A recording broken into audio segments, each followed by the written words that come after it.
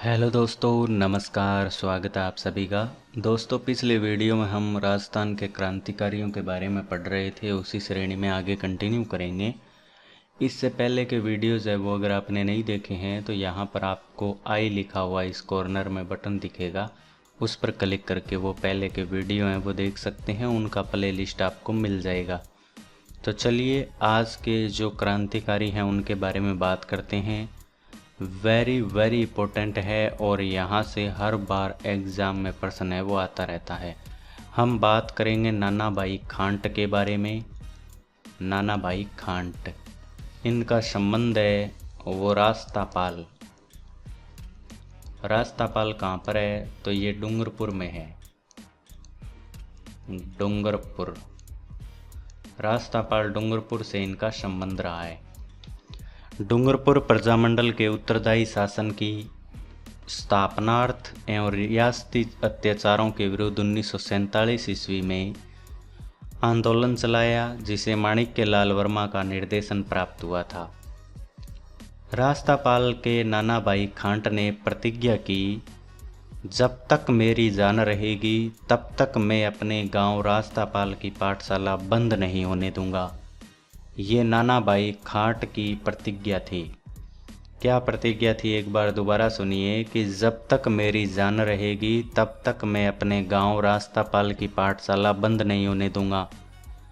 इस निर्णय की जानकारी जब जागीरदार ने रियासतों को दी तो पुलिस सुप्रीडेंट और जिला मजिस्ट्रेट पाठशाला को जबरन बंद करवाने के लिए 18 जून 1947 को दल बल सहित ग्राम रास्तापाल पहुंच गए। नाना भाई खांट ने उत्तर दिया, प्रजामंडल के आदेश से ही पाठशाला बंद की जा सकती है। मजिस्ट्रेट ने कहा, मैं महारावल का आदेश लेकर आया हूं। नाना भाई खांट ने महारावल का आदेश मानने से इनकार कर दिया। तब डंडों और बंदूकों के जो कुंदों से पाठशाला के आंगन में नाना भाई खांट की निर्मम पिटाई की गई। बंदूकों के प्रहार और आघातों से इतने घायल हो गए कि इनकी चिर निंद्रा में ही सो गए, यानी कि शहीद हो गए। तो इनसे रिलेटेड प्रश्न एक ये आ सकता है कि रास्तापाल घटना से कौन संबंधित है, तो आपका उत्तर होगा नाना भाई खांट। इसके अलावा ये आ सकता है कि जब तक मेरी जान रहेगी तब तक मैं अपने गांव रास्तापाल की पाठशाला बंद नहीं होने दूंगा, ऐसा किसने कहा, तो इसका उत्तर होगा नाना भाई खांट। एक प्रश्न ये बनता है कि नाना भाई खांट का संबंध कौन से ज़िले से है, तो डूंगरपुर से। इस प्रकार से इनसे रिलेटेड है वो प्रश्न बनेंगे। नेक्स्ट हम बात करते हैं सरदार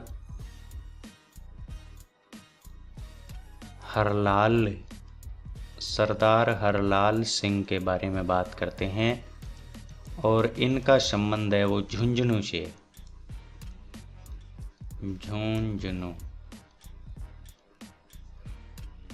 झुंझुनू से इनका संबंध है।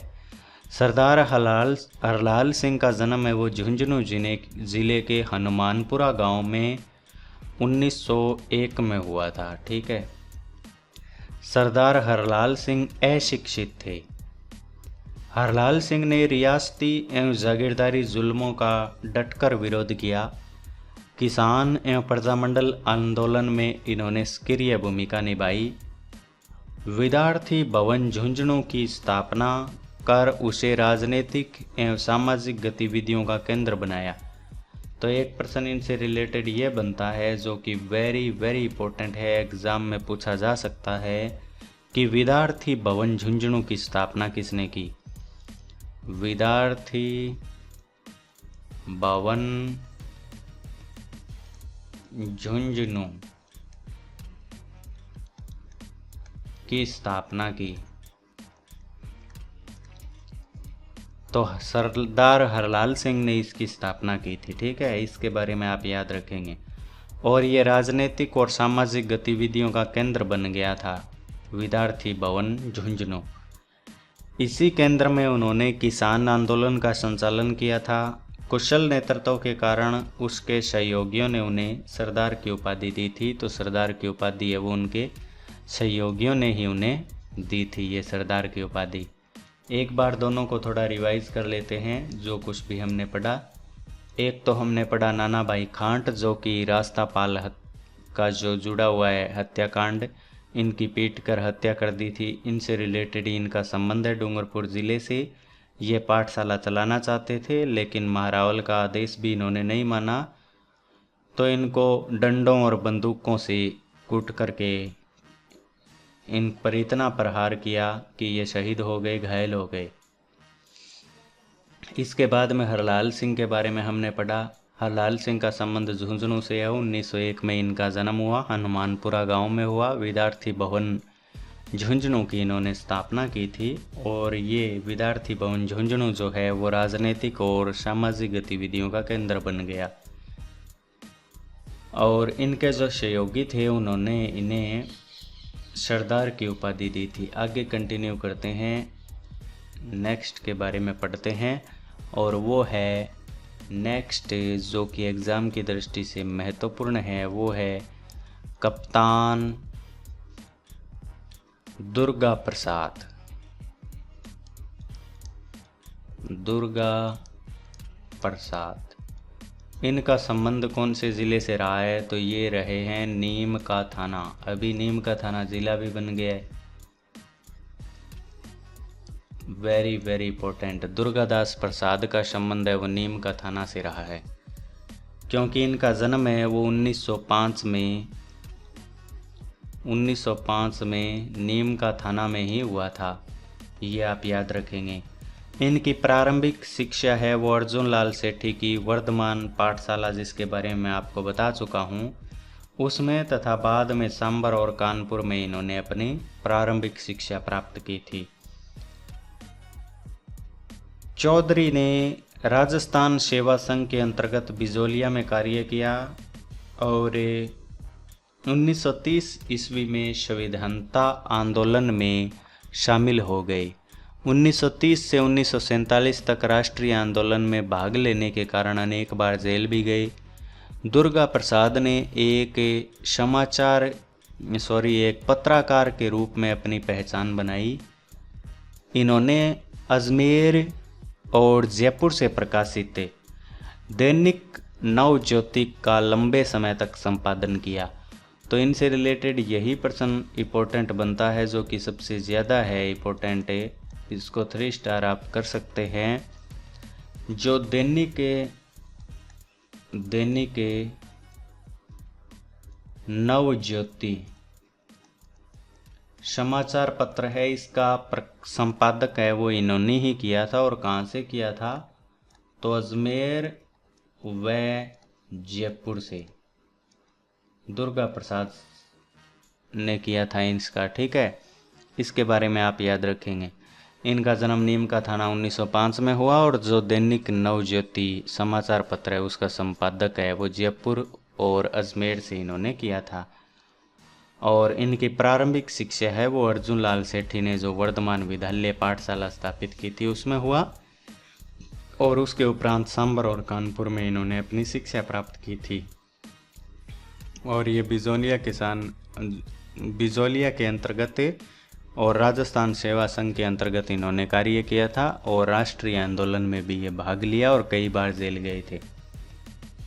नेक्स्ट हम बात करते हैं जो कि आपके एग्ज़ाम की दृष्टि से महत्वपूर्ण है, उनके बारे में बात करते हैं, और वो है जानकी देवी बजाज।